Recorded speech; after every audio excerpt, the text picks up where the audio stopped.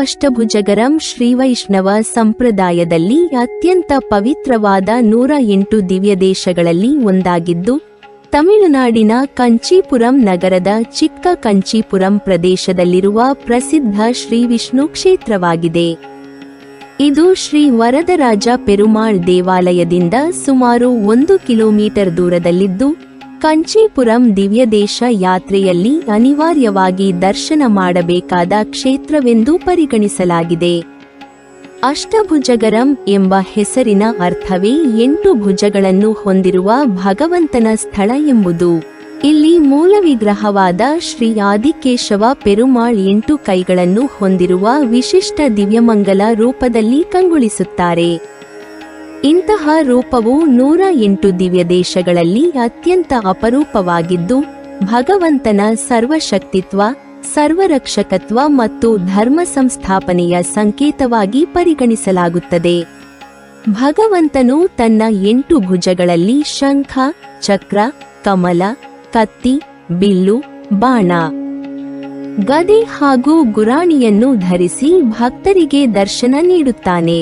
ಈ 8 ಆಯುಧಗಳು ಕೇವಲ ಯುದ್ಧೋಪಕರಣಗಳಲ್ಲ, ಅವು ಧರ್ಮ ರಕ್ಷಣೆ, ಅಧರ್ಮನಾಶ, ಭಕ್ತರ ಕಾಪಾಡುವಿಕೆ, ಜ್ಞಾನ ಪ್ರದಾನ, ಅಜ್ಞಾನ ನಾಶ, ಶರಣಾಗತರ ರಕ್ಷಣೆ, ಐಶ್ವರ್ಯ ಪ್ರದಾನ ಮತ್ತು ಮೋಕ್ಷದಾಯಕತ್ವದ ದೈವಿಕ ಸಂಕೇತಗಳಾಗಿವೆ.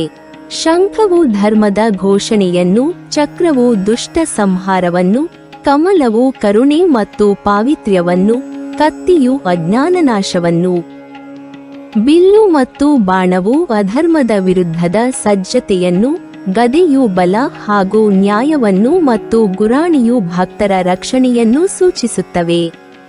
ಆದ್ದರಿಂದ ಈ ಕ್ಷೇತ್ರದಲ್ಲಿ ಭಗವಂತನ ದರ್ಶನ ಮಾಡುವುದರಿಂದ ಸಕಲ ವಿಧದ ಭಯಗಳು, ಶತ್ರುಬಾಧೆಗಳು, ಅಜ್ಞಾನ, ದುಃಖ ಹಾಗೂ ಸಂಕಷ್ಟಗಳು ದೂರವಾಗುತ್ತವೆ ಎಂಬುದು ಭಕ್ತರ ದೃಢ ನಂಬಿಕೆಯಾಗಿದೆ.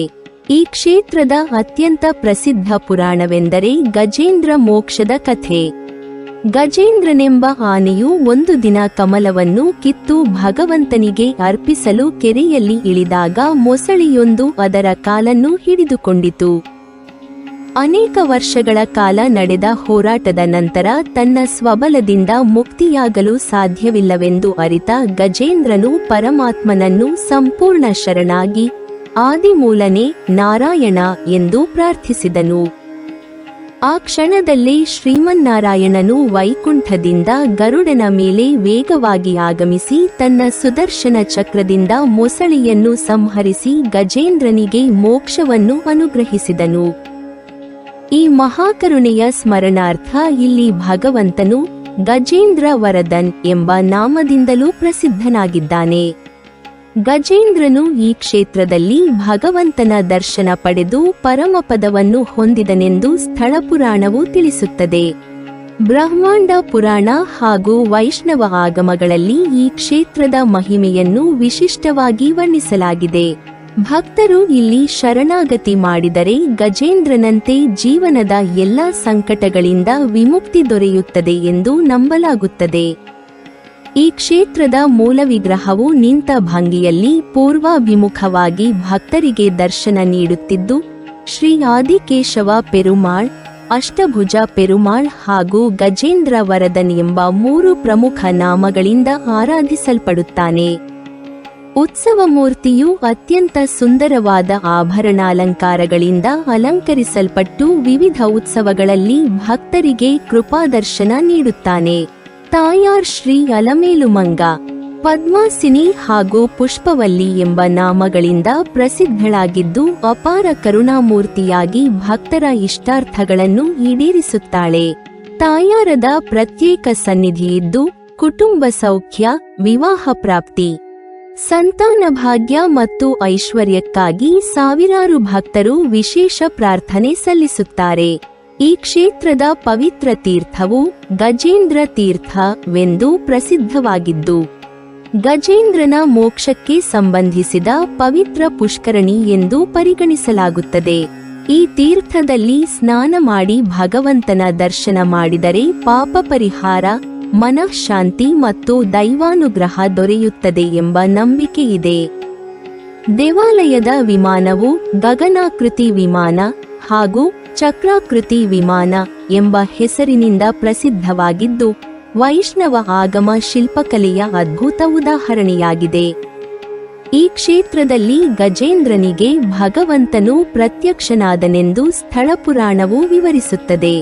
ದೇವಾಲಯದ ಗರ್ಭಗುಡಿ, ಅರ್ಧಮಂಟಪ, ಮಹಾಮಂಟಪ, ಪ್ರಾಕಾರಗಳು ಹಾಗೂ ಶಿಲ್ಪಕಲೆಯು ಪಲ್ಲವ, ಚೋಳ ಮತ್ತು ವಿಜಯನಗರ ರಾಜರ ಕಾಲದ ವಾಸ್ತುಶೈಲಿಯನ್ನು ಪ್ರತಿಬಿಂಬಿಸುತ್ತವೆ. ಅನೇಕ ರಾಜರು ಈ ದೇವಾಲಯಕ್ಕೆ ದಾನಧರ್ಮಗಳನ್ನು ನೀಡಿ ಇದರ ಅಭಿವೃದ್ಧಿಗೆ ಕಾರಣರಾಗಿದ್ದಾರೆ. ವೈಕುಂಠ ಏಕಾದಶಿ, ಬ್ರಹ್ಮೋತ್ಸವ, ಗರುಡ ಸೇವೆ, ಪವಿತ್ರೋತ್ಸವ, ಶ್ರೀ ಜಯಂತಿ, ಪಂಗುಣಿ ಉತ್ಸವ ಹಾಗೂ ಗಜೇಂದ್ರ ಮೋಕ್ಷೋತ್ಸವ ಇಲ್ಲಿ ಅತ್ಯಂತ ವೈಭವದಿಂದ ನಡೆಯುತ್ತವೆ. ಗರುಡ ವಾಹನದಲ್ಲಿ ಭಗವಂತನ ಉತ್ಸವ ದರ್ಶನವು ವಿಶೇಷ ಆಕರ್ಷಣೆಯಾಗಿದೆ. ಪ್ರತಿದಿನ ವೈಖಾನಸ ಆಗಮ ಪದ್ಧತಿಯಂತೆ ನಿತ್ಯ ಪೂಜೆಗಳು, ತಿರುವಾರಾಧನೆ, ವೇದಪಾರಾಯಣ, ದಿವ್ಯ ಪ್ರಬಂಧ ಸೇವೆ ಹಾಗೂ ವಿವಿಧ ಸೇವಾ ಕೈಂಕರ್ಯಗಳು ನೆರವೇರುತ್ತವೆ. ಅನೇಕ ಭಕ್ತರು ಶತ್ರುನಾಶ, ನ್ಯಾಯ ವಿಜಯ, ಆರೋಗ್ಯ, ಉದ್ಯೋಗ, ವಿದ್ಯಾಭ್ಯಾಸ, ವಿವಾಹ, ಸಂತಾನ ಹಾಗೂ ಜೀವನದ ಸಂಕಷ್ಟ ನಿವಾರಣೆಗಾಗಿ ವಿಶೇಷ ಅರ್ಚನೆಗಳನ್ನು ಮಾಡಿಸುತ್ತಾರೆ. ಈ ಕ್ಷೇತ್ರವನ್ನು ತಿರುಮಂಗೈ ಆಳ್ವಾರ್ ಹಾಗೂ ಪೇಯಾಳ್ವಾರ್ ತಮ್ಮ ದಿವ್ಯ ಪ್ರಬಂಧಗಳಲ್ಲಿ ಕೊಂಡಾಡಿ ಮಂಗಳಾಶಾಸನ ಮಾಡಿದ್ದಾರೆ. ಆಳ್ವಾರರ ಪಾಸುರಗಳಲ್ಲಿ ಈ ಕ್ಷೇತ್ರದ ಮಹಿಮೆ, ಭಗವಂತನ 8 ಭುಜಗಳ ದಿವ್ಯರೂಪ, ಭಕ್ತರ ಮೇಲಿನ ಅಪಾರ ಕರುಣೆ ಹಾಗೂ ಗಜೇಂದ್ರ ಮೋಕ್ಷದ ಮಹಿಮೆ ಅತ್ಯಂತ ಸುಂದರವಾಗಿ ವರ್ಣಿತವಾಗಿದೆ. ಕಂಚೀಪುರಂ ದಿವ್ಯದೇಶ ಯಾತ್ರೆಯಲ್ಲಿ ತಿರು ಅಷ್ಟಭುಜಗರಂ ದರ್ಶನವು ಶರಣಾಗತಿ ತತ್ವವನ್ನು ಮನಗಾಣಿಸುವ ಅತ್ಯಂತ ಪವಿತ್ರ ಅನುಭವವಾಗಿದ್ದು, ಭಗವಂತನ ರಕ್ಷಣೆಗೆ ಸಂಪೂರ್ಣವಾಗಿ ಒಪ್ಪಿಕೊಂಡ ಭಕ್ತನಿಗೆ ಪರಮಾತ್ಮನು ಕ್ಷಣಮಾತ್ರದಲ್ಲಿ ಕೃಪೆ ತೋರುತ್ತಾನೆ ಎಂಬ ಶಾಶ್ವತ ಸಂದೇಶವನ್ನು ಈ ಕ್ಷೇತ್ರವು ಇಂದಿಗೂ ಸಾರುತ್ತಿದೆ. ನೀವಿನ್ನೂ ನಮ್ಮ ಚಾನೆಲ್ ಅನ್ನು ಸಬ್ಸ್ಕ್ರೈಬ್ ಮಾಡಿಲ್ವಾ? ಹಾಗಾದರೆ ಈ ಕೂಡಲೇ ನಮ್ಮ ಇತಿಹಾಸ ದರ್ಶನ ಚಾನೆಲ್ ಅನ್ನು ಸಬ್ಸ್ಕ್ರೈಬ್ ಮಾಡಿ ಮತ್ತು ಪಕ್ಕದಲ್ಲಿರುವ ಬೆಲ್ ಐಕಾನ್ ಅನ್ನು ಪ್ರೆಸ್ ಮಾಡಿದರೆ ನಮ್ಮ ಹೊಸ ವಿಡಿಯೋಗಳನ್ನು ನೋಡಬಹುದು.